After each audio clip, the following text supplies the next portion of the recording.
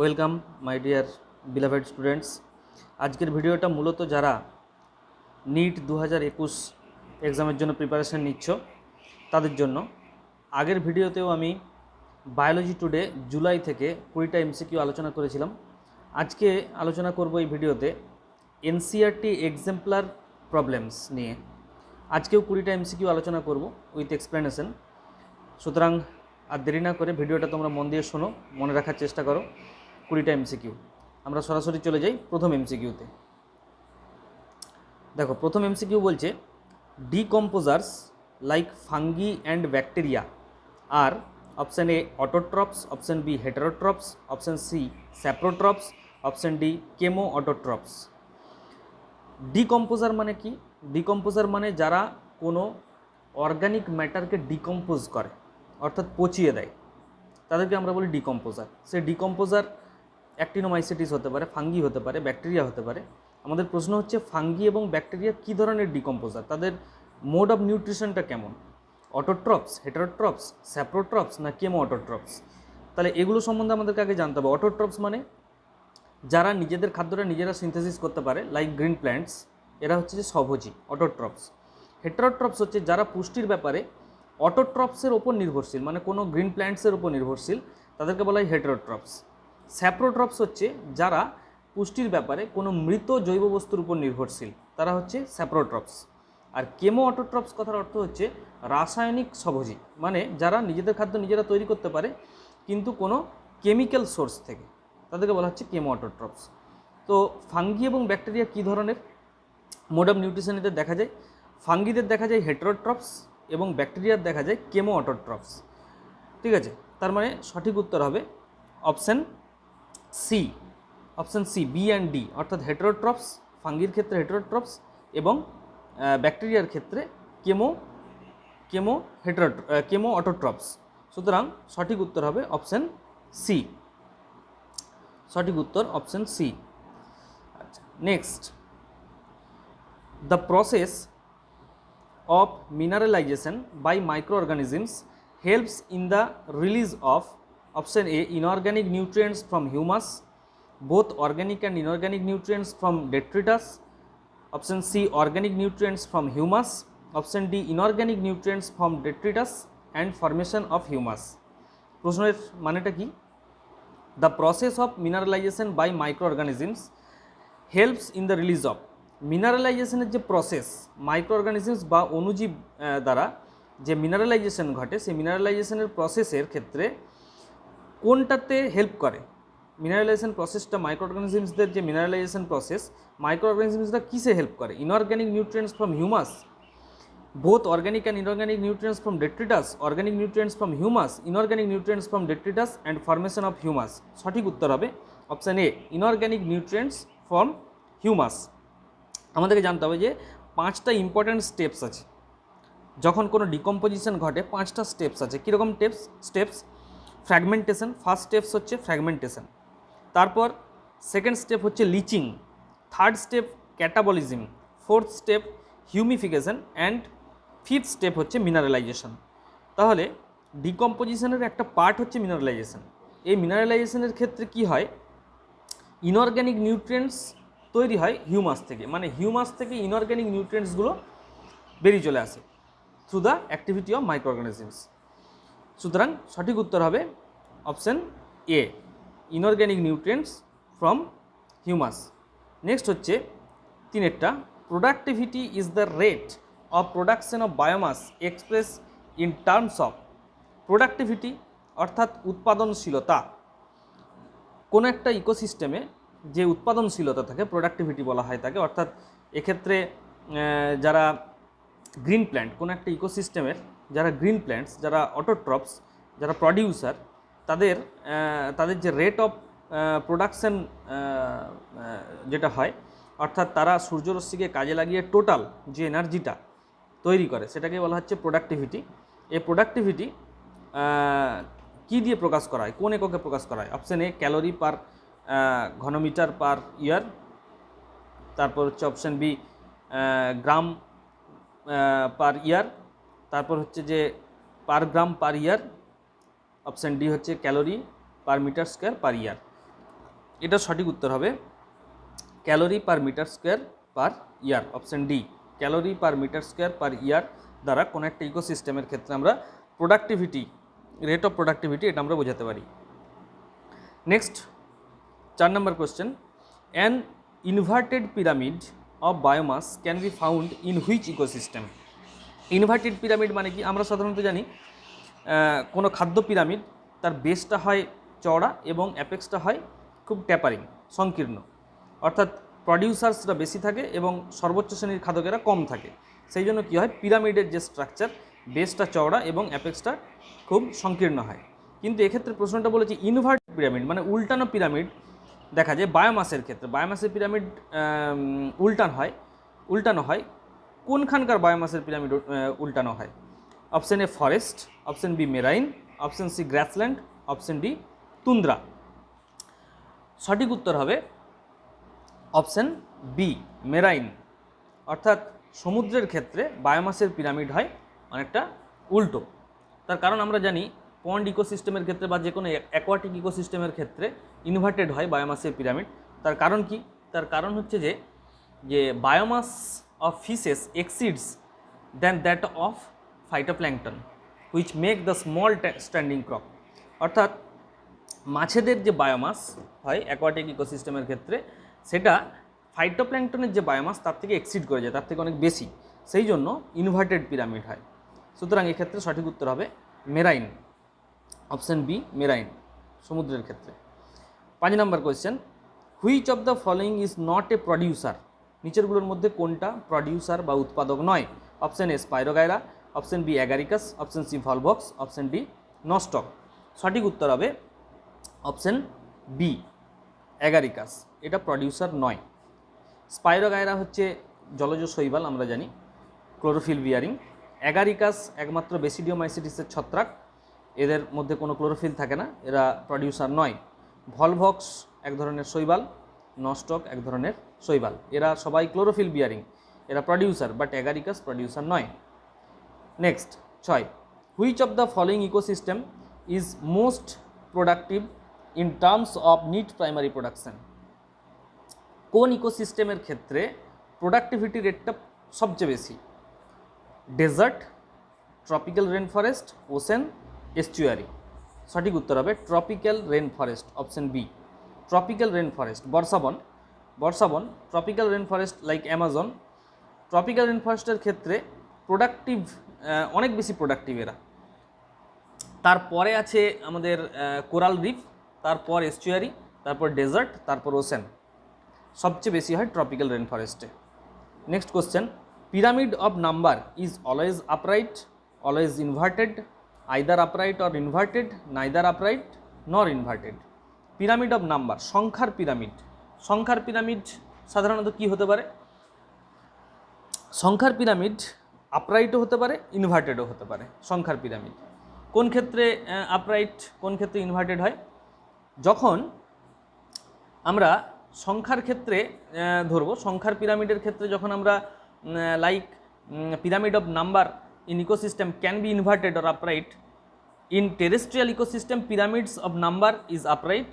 In case of successive decrease in members of trophic level like a big tree, it is inverted, whereas pyramid of energy is always upright. শক্তির যে pyramid, শক্তির হিসাবে যদি আমরা পিরামিডটা করি খাদ্য খাদক সম্পর্কে, তখন সেটা সবসময় হচ্ছে যে আপরাইট হবে, সোজা হবে। সংখ্যার ক্ষেত্রে কখনো কখনো ইনভার্টেডও হতে পারে, যে ক্ষেত্রে প্রডিউসার খুব কম সংখ্যায়, সেক্ষেত্রে ইনভার্টেড হয়ে যাবে। সুতরাং সঠিক উত্তর হবে option C, either upright or inverted. Next 8 নম্বর question, approximately how much of the solar energy that falls on the leaves of a plant is converted to chemical energy by photosynthesis? মোটামুটি পক্ষে solar এনার্জির কত শতাংশ ফটোসিনথেসিসে help করে, যেটা পাতাতে পড়ে আপতিত সৌররশ্মি ফোটনস, তার কত শতাংশ ফটোসিনথেসিসে হেল্প করে? Option A less than 1%, option B 2 to 10%, option C 30%, option D 50%। সঠিক উত্তর হবে অপশন বি 2 to 10%, অর্থাৎ 2 থেকে 10% সৌরশক্তি যেটা পাতায় পড়ে সেটা কাজে লাগে।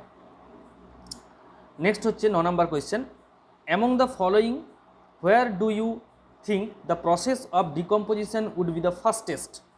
ডিকম্পোজিশন প্রসেসটা কোথায় সবচেয়ে দ্রুত হয়? Tropical rain forest, Antarctic, dry arid region না অ্যালপাইন রিজিয়ন? এক্ষেত্রে সঠিক উত্তর হবে ট্রপিক্যাল রেন ফরেস্ট।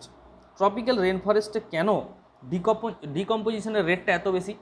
তার কারণ হচ্ছে ট্রপিক্যাল রেন ফরেস্টের যে স্ট্র্যাটা বা ফরেস্ট ফ্লোর যেটাকে আমরা বলি, ফরেস্ট বেড, সেটা সোলার রেডিয়েশনটা সেখানে অনেক দেরি করে পৌঁছায়, যেহেতু খুব ক্যানোপিটা ঘন ডেন্স থাকে এই ফরেস্টের ক্ষেত্রে, এবং সৌরশক্তি খুব দেরি করে পৌঁছায় এবং হিউমিডিটিটা এখানে প্রচুর বেশি। সেই জন্য কী হয়, এখানে ফরেস্ট বেডে প্রচুর পরিমাণে মিনারেল থাকে। এই কারণে এক্ষেত্রে সবচেয়ে বেশি ট্রপিক্যাল রেন ফরেস্টের ক্ষেত্রে ডিকম্পোজিশনটা সবচেয়ে দ্রুত হয়, খুব দ্রুত হয়। এখানে মাইক্রোঅর্গানিজমসের অ্যাক্টিভিটিগুলো এখানে খুব fast. Next 10 number question, how much of the net primary productivity of a terrestrial ecosystem is eaten and digested by herbivores? স্থলভূমির বাস্তুতন্ত্রের কত শতাংশ প্রাইমারি প্রোডাক্টিভিটির কত শতাংশ খাদ্যের মধ্যে, বিভিন্ন খাদক শ্রেণীর মধ্যে ডাইজেস্টেড এবং খাওয়া হয়? ইটেন অ্যান্ড ডাইজেস্টেড অর্থাৎ বিভিন্ন বিপাকীয় কাজে লেগে যায় শক্তিটা, এবং সেটা খাদ্য গ্রহণ এবং ডাইজেশনের কাজেই ব্যয় হয়ে যায়। কত শতাংশ শক্তি? সঠিক উত্তর হবে অপশন ডি, 90%। 90% শক্তি বিভিন্ন বিপাকীয় কাজে ব্যয় হয়ে যায়, খাদ্য গ্রহণ এবং ডাইজেশনের জন্য ব্যয় হয়ে যায় 90%, মাত্র 10% পরবর্তী ট্রপিক লেভেলে জাম্প করে, যেটাকে আমরা লিন্ডম্যানের 10% সূত্র বলে জানি।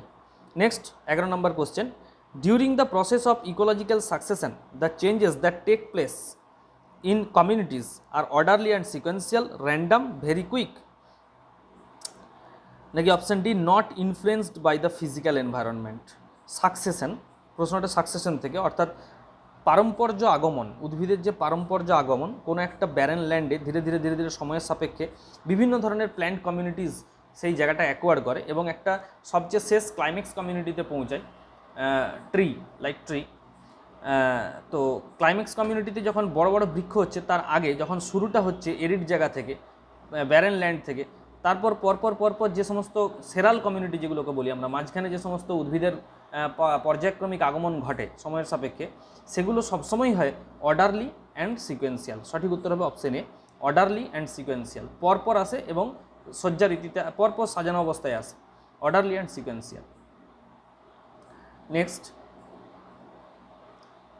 12 number question, climax community is in a state of non equilibrium, disorder, নাকি option D, constant change? Climax community যেটা, ক্লাইম্যাক্স কমিউনিটি কী ধরনের হয়? ক্লাইম্যাক্স কমিউনিটি সবসময় হবে ইকুইলিব্রিয়াম, মানে সাম্যাবস্থায় থাকবে এরা, ইকুইলিব্রিয়াম। কোনো একটা পারম্পর্য আগমন হচ্ছে যেখানে, যে স্থানটাতে, সেখানে যারা ক্লাইম্যাক্স কমিউনিটিতে আসবে, বড় বড় বৃক্ষ, তাদের মধ্যে একটা সাম্যাবস্থা থাকবে, equilibrium. Next 13, among the following biochemical cycles which one does not have losses due to respiration? রেসপিরেশনের ক্ষেত্রে কোন বায়োকেমিক্যাল সাইকেলগুলো ডিস্টার্বড হয় না?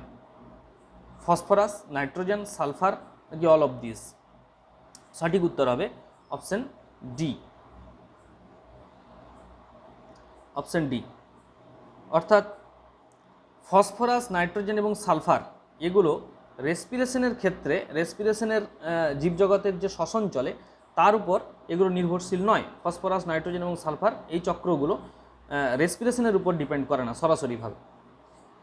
Next 14 number question, the sequence of communities of primary succession in water, কোন একটা জলাভূমিতে কোন সিকোয়েন্সে বিভিন্ন ধরনের কমিউনিটিগুলো, প্ল্যান্টস কমিউনিটিগুলো আসে, কোন সিকোয়েন্সে আসে?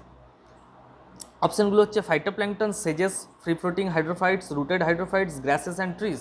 Phytoplankton, free floating হাইড্রোফাইটস, rooted হাইড্রোফাইটস, সেজেস, grasses and trees, নাকি ফ্রি ফ্লোটিং হাইড্রোফাইটস প্রথমে আসে, তারপর সেজেস আসে, তারপর ফাইটোপ্ল্যাঙ্কটন আসে, তারপর রুটেড হাইড্রোফাইটস আসে, তারপর গ্রাসেস আসে, তারপর ট্রিজ আসে, নাকি ফাইটোপ্ল্যাঙ্কটন সবচেয়ে প্রথমে আসে, নাকি রুটেড সাবমার্জ তারপরে আসে, তারপর ফ্লোটিং হাইড্রোফাইটস আসে, তারপর রিড সোয়াম্প আসে, তারপর সেজেস আসে, তারপর মিডো, তারপর ট্রিজ? সঠিক উত্তর হবে এটার ক্ষেত্রে ডি, অর্থাৎ প্রথমে আসে ফাইটোপ্ল্যাঙ্কটন,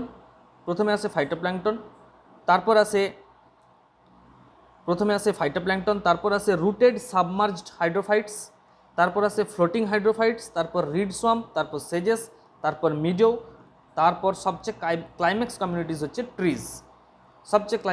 ট্রিজ। নেক্সট হচ্ছে 15 number question, the reservoir for the gaseous type of biogeochemical cycle exists in. Biogeochemical সাইকেলগুলো কোন স্তরে এগুলোকে আমরা পাই? সঠিক উত্তর হবে অ্যাটমসফিয়ারই তো আমরা পাই।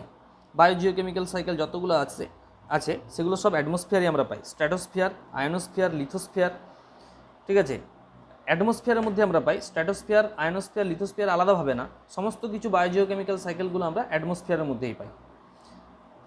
নেক্সট হলো, if the carbon atoms fixed by producers already have passed through 3 species, the trophic level of the last species would B.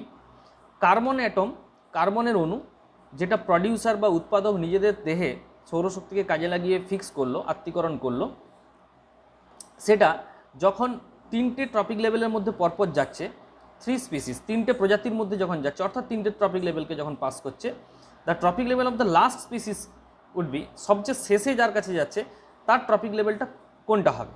Scavenger হবে, টার্সিয়ারি প্রডিউসার হবে, টার্সিয়ারি কনজিউমার হবে, নাকি সেকেন্ডারি কনজিউমার হবে? সঠিক উত্তর হবে টার্সিয়ারি কনজিউমার, অর্থাৎ 3 নম্বর যে স্পিসিস যেটা পরপর ওই ফুড চেনের মধ্যে থাকছে সেটা হবে tertiary consumer. Primary consumer, secondary consumer and tertiary consumer. Next 17, which of the following type of ecosystem is expected in an area where evaporation exceeds precipitation and mean annual rainfall is below 100 millimetre? অর্থাৎ কোন ইকোসিস্টেমের ক্ষেত্রে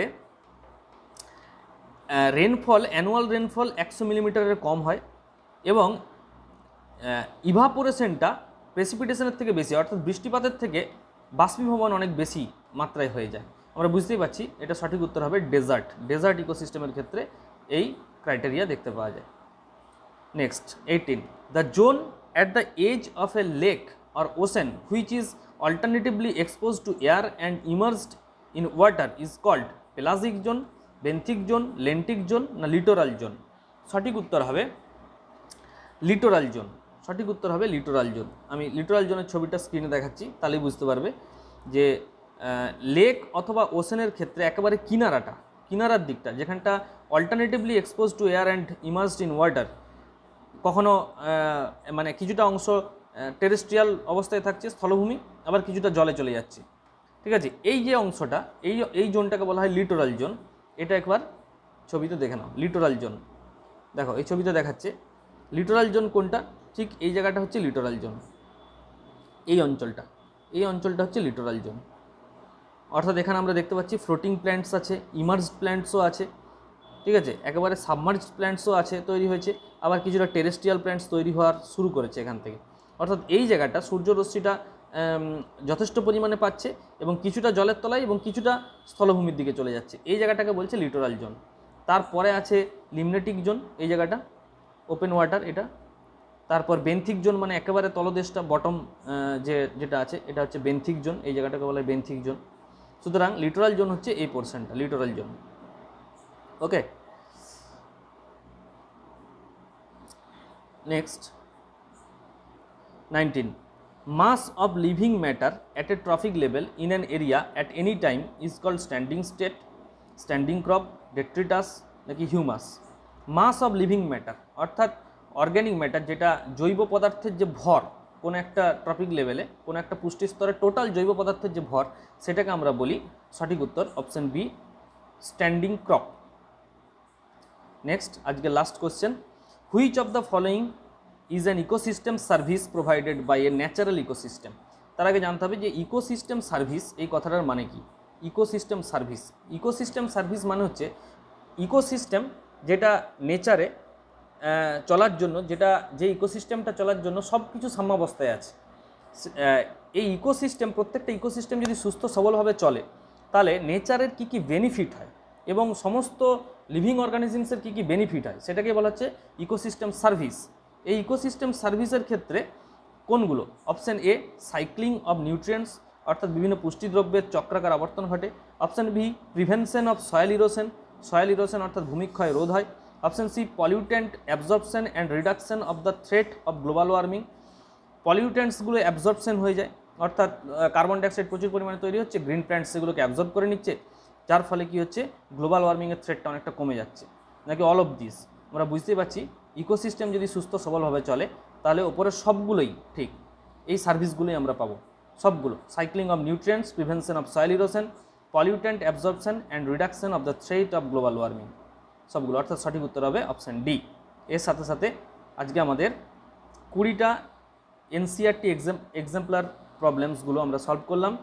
এগুলো তোমরা মনে রাখার চেষ্টা করো, প্র্যাকটিস করে যাও। পরের ভিডিওতে আরও এমসিকিউ আনার চেষ্টা করব। সবার কাজে লাগুক এই এমসিকিউগুলো। এই ভিডিওটা সবার যদি কাজে লাগে তাহলে আমি খুবই আনন্দিত হব। সবাইকে অসংখ্য ধন্যবাদ, সবাই ভালো থেকো।